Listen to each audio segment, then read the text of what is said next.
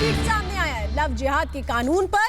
BJP को घेरते हुए अशोक गहलोत कह रहे हैं कि लव जिहाद पर कानून असंवैधानिक है।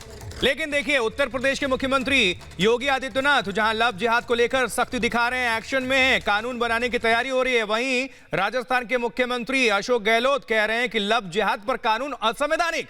जबकि हरियाणा और मध्य प्रदेश भी इसको लेकर काफी एक्शन में है।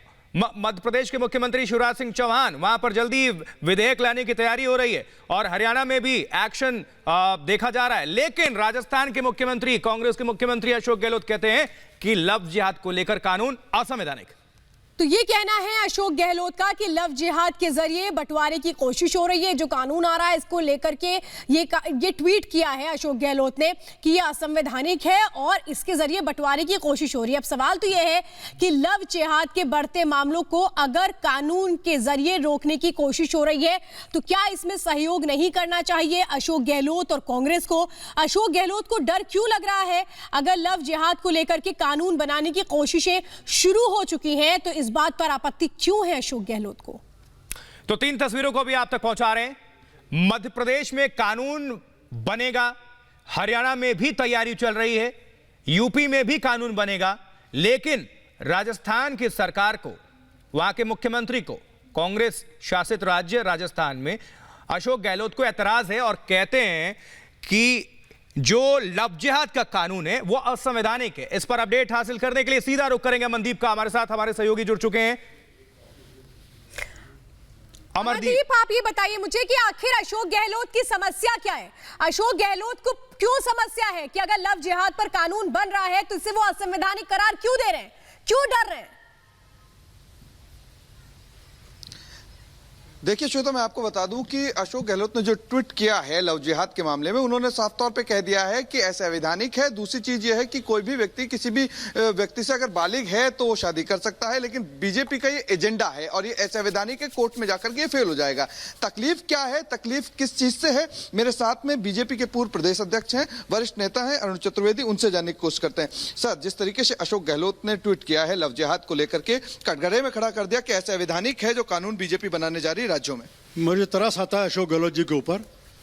आज जिस कानून की व्याख्या करते हैं, जिस संविधान की व्याख्या करते हैं, वो संविधान में बात सही है कि एक उम्र प्राप्त करने के बाद किसी भी व्यक्ति को अपने जीवन साथी तय करने का अधिकार है।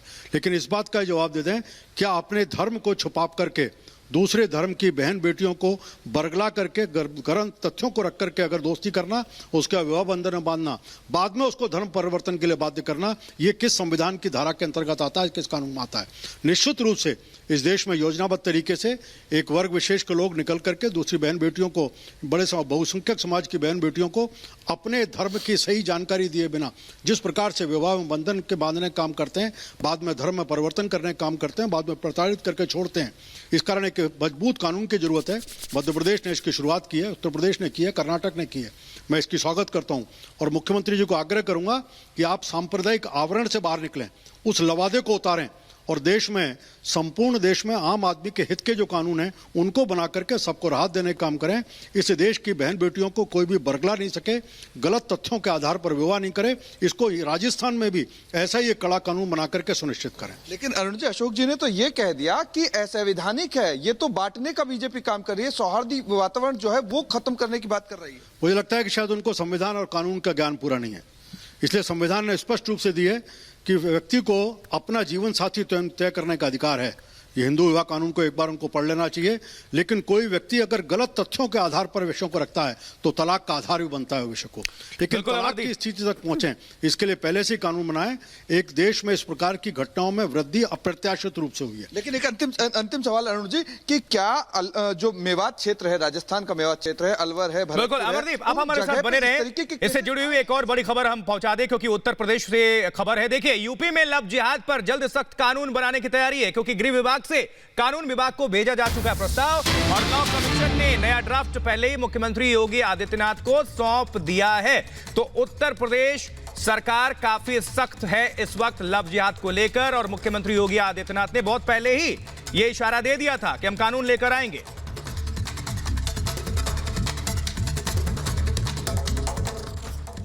उनका प्रस्ताव जो आया है उस पर सरकार गंभीरता से विचार कर रही है और पहले भी हमारे उत्तर प्रदेश के विधि आयोग ने रिपोर्ट एक प्रस्तुत की थी, उसमें सभी पहलुओं पर गंभीरता से विचार किया जा चुका है और जैसे ही प्रस्ताव मिलेगा हम कानून बना करके और उसको विधेयक की शक्ल में या अध्यादेश की शक्ल में उत्तर प्रदेश में लागू करेंगे। समय तो नहीं बताया जा सकता, लेकिन शीघ्र से शीघ्र आएगा।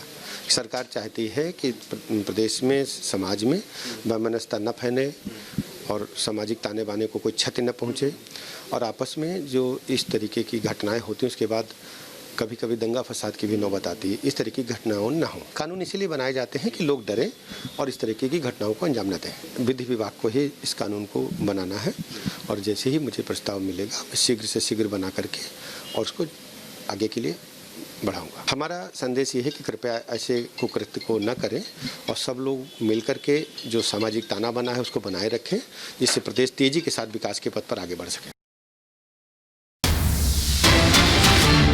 तो इस बीच केंद्रीय मंत्री गिरिराज सिंह का भी बयान सामने आया है।